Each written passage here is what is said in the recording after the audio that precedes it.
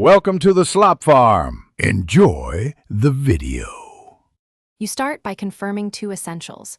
Your Xbox Live Gold or Game Pass Ultimate is active, and you are signed into the account that owns the game. Next, make sure the game is fully updated and you have about 5 GB free storage, because installs fail otherwise.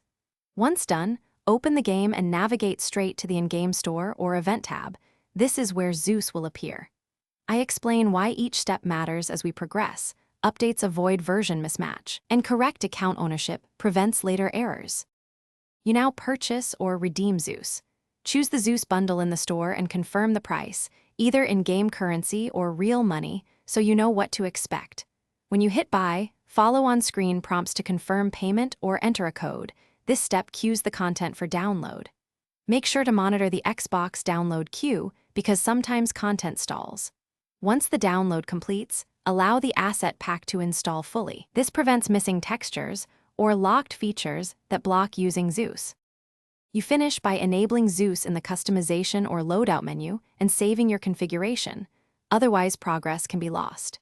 If Zeus does not appear immediately, restart the game first, then power cycle your Xbox to clear cache and force content recognition. Hold the power button for 10 seconds.